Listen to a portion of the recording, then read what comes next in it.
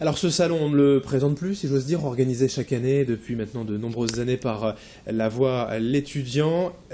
En deux mots, si l'on devait vraiment dire sa vocation première, l'intérêt du salon. C'est effectivement la 28e édition. Sa vocation, en un mot, si vous le demandez, c'est choisir ses études, choisir son métier. En fait, c'est de montrer aux jeunes, en un seul lieu, en un seul temps, les acteurs de l'enseignement supérieur. Avec de nombreux établissements de toute la région et même de plus loin. Oui, on a plus de 300 exposants, donc toutes les universités du Nord-Pas-de-Calais sont là, mais on a aussi des représentations internationales. Je pense au Canada, l'Université de Laval, ou bien les établissements belges aussi, qui sont bien représentés avec l'ULB, Solvay, Saint-Luc et d'autres. On a aussi les universités allemandes qui sont présentes. Donc oui, on met beaucoup de présentations régionale, on a quasi l'exhaustivité de la représentation régionale. Quand on parle du salon de l'étudiant et du lycéen, forcément, voilà, les étudiants ont porte ouverte, mais les lycéens aussi, c'est important d'aller finalement, on peut dire, le plus tôt possible se renseigner.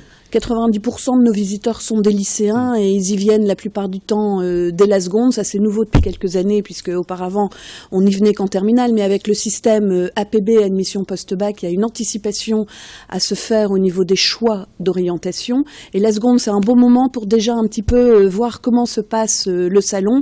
Et je me dis toujours que quand je vois un jeune de seconde qui vient sur le salon, c'est un petit peu pour lui rude, et en tout cas la prise de conscience comme quoi il passe du monde de l'enfant au monde de l'adulte, parce qu'il va devoir se faire des choix, il va devoir s'orienter et trouver son avenir, se projeter dans l'avenir. Et on le sait que c'est très compliqué, peut-être même encore plus aujourd'hui, de choisir, quand on a 15 ans, 16 ans, une filière littéraire, scientifique, économique et sociale qui va un peu déterminer la suite de sa carrière, de sa vie. La complexité, c'est de trouver quelque chose qui réponde aux attentes des jeunes, mais en même temps qui réponde au marché économique. Les deux sont importants. C'est pour ça que le salon existe et on est là pour donner des bons, des bons outils, des bons repères pour l'avenir. Alors pour l'avenir dès la seconde, mais aussi quand on est étudiant, pour se réorienter, si le premier choix n'était peut-être pas le bon, il est toujours possible de changer. Oui, puisque il y a des étudiants qui se réorientent au bout d'un an. Maintenant, la réorientation est aussi possible au bout d'un semestre. Mais on se pose toujours des questions tant qu'on n'est pas, je pense, sur le marché du travail et qu'on n'a pas trouvé son emploi. Donc c'est une période qui peut durer assez longtemps. Ce que je veux dire aussi, c'est que les études, c'est très important aujourd'hui. C'est vrai qu'on assure moins l'emploi qu'auparavant, mais on est mieux armé quand on est formé que quand on n'est pas formé du tout. J'ai une question, alors c'est peut-être un peu naïf, mais quand on parle de la révolution Internet, ça n'a peut-être pas été une révolution pour ce qui est des orientations. Il faut toujours avoir le contact. Ce salon de l'étudiant reste primordial pour les jeunes, pour découvrir un peu ce qu'ils peuvent faire. C'est vrai que c'est une bonne question, puisqu'on s'est tous un peu lancés dans des salons virtuels, etc., en disant ça va être l'avenir. Et en fait, heureusement, je trouve que ça, c'est l'aspect très positif. Rien ne remplace jamais le contact direct. On vous permet, comme je le disais, en un seul lieu de rencontrer les acteurs, mais si vous deviez prendre votre bâton de pèlerin et aller voir chacune des écoles, ce serait très long.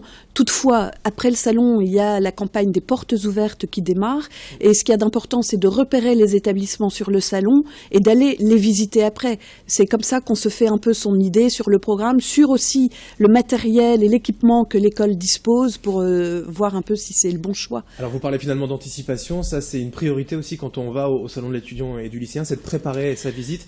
Tous les ans, on le répète, comment on peut vraiment bien préparer une visite? Alors, préparer sa visite, il y a pas mal de professeurs d'ailleurs qui le font avec leurs élèves en classe, mais il y a notre site internet qui donne les exposants, qui donne le plan, mais on a distribué ce document, ici le catalogue du salon.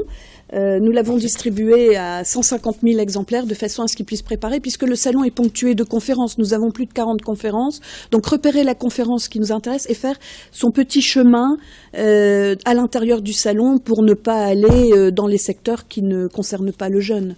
Même quand on n'a aucune idée de ce que l'on veut faire comme filière, comme étude, il faut quand même préparer un peu la visite. Oui, parce qu'on a au moins un espace où il y a une promenade des métiers pour justement donner un peu des alertes, des repères aux jeunes, les éveiller sur sur des métiers auxquels ils n'auraient pas pensé. Nous avons un kiosque info sur le salon qui permet de dialoguer avec des professionnels sur ce qu'ils peuvent faire, sur ce qui existe, etc. Donc ça, au moins, on le repère sur le plan. Ce catalogue, il faut préparer sa visite. Alors, dernière question, le thème de cette édition 2015, la 3e révolution industrielle, on en a déjà beaucoup parlé ici avec la Chambre de commerce et d'industrie. Là aussi, c'est les métiers d'avenir, en fait.